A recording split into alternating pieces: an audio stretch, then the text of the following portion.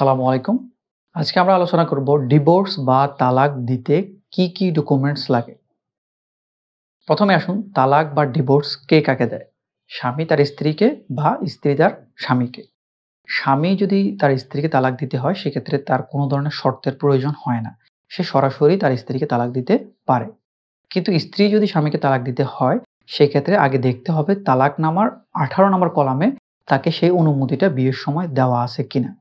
স্ত্রী যদি বিয়ের সময় তার স্বামীর কাছ থেকে কাবিননামার ১৮ নম্বর কলামে অনুমতি নিয়ে রাখে যে সে চাইলে তালাক দিতে পারবে, তাহলে স্বামী যে প্রসেসে তালাক দিবে স্ত্রীকে, স্ত্রী একই প্রসেসেই স্বামীকে তালাক দিতে পারবে। কিন্তু ১৮ নম্বর কলামে যদি স্ত্রীকে অনুমতি দেওয়া না হয় তাহলে সেক্ষেত্রে তাকে আদালতের মাধ্যমে তালাক দিতে হবে। সাধারণত আমাদের ইসলাম মুসলিম আইন অনুসারে হচ্ছে স্বামী তালাক দিতে পারে, স্ত্রীরা তালাক দিতে পারে না। স্ত্রীরা তালাকের জন্য স্বামীর কাছে অনুমতি চায় যে, "আপনি আমাকে তালাক দিয়ে দিন।"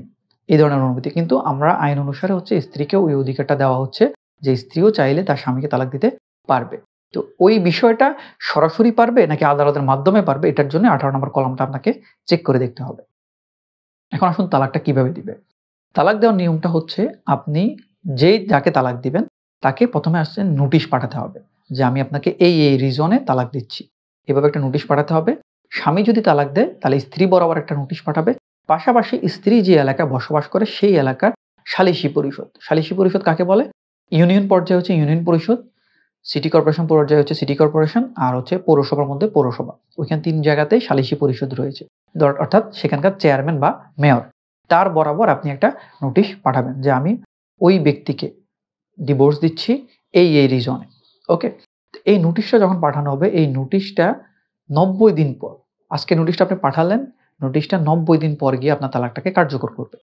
এই ৯০ দিনের বিধানটা আমাদের মুসলিম আইন অনুসারে কিন্তু নেই। মুসলিম যে আইনটা ছিল, ইসলামিক যে সেখানে নেই। কিন্তু এটা আমাদের দেশের প্রেক্ষাপটে যাতে মানুষ হুটহাট তালাক দিতে না পারে, এই কারণেই হচ্ছে এই ৯০ দিনের প্রসেসটা করা হয়েছে, যাতে ৯০ দিনের মধ্যে তাদের মধ্যে যদি পারস্পরিক সমঝোতা হয়, তাহলে হচ্ছে তারা আর পুনরায় বিয়ে করার দরকার নেই, সরাসরি সংসার করতে পারবে।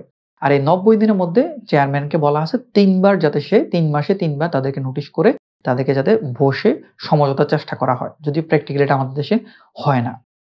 তো চেয়ারম্যান চেষ্টা করুক আর না করুক, যদি নোটিশটা পাঠানোর পরে ৯০ দিনের মধ্যে ২ পক্ষের মধ্যে কোনো সমঝোতা না হয়ে থাকে, সেই ক্ষেত্রে হচ্ছে তাদের মধ্যে ডিভোর্স কার্যকর হয়ে যাবে। তখন সালিসি পরিষদ থেকে গিয়ে আপনি যে ওই যে পাঠিয়েছিলেন এবং ৯০ দিন অতিবাহিত হয়েছে, সেটা একটা লিখিত নিয়ে আসবেন। এনে আপনি কাজীর মাধ্যমে ডিভোর্সটাকে রেজিস্ট্রেশন করে ফেলতে পারবেন। বিয়ের রেজিস্ট্রেশনটা যেমন কাবিননামার মাধ্যমে হয়, ঠিক তেমনি তালাকটাও আপনাকে কাজীর মাধ্যমে রেজিস্ট্রেশন করতে হবে। এখন স্ত্রীকে যদি অনুমতি দেওয়া না হয় যে সে কিভাবে তার স্বামী যেভাবে তালাক দেয় সহজেই নোটিশ পাঠিয়ে, সেভাবে স্ত্রী যদি অনুমতি না পেয়ে থাকে ১৮ নম্বর কলামের মাধ্যমে, তখন স্ত্রীকে পারিবারিক আদালতে যেতে হবে। পারিবারিক আদালতে গিয়ে তালাকের জন্য মামলা দায়ের করতে হবে।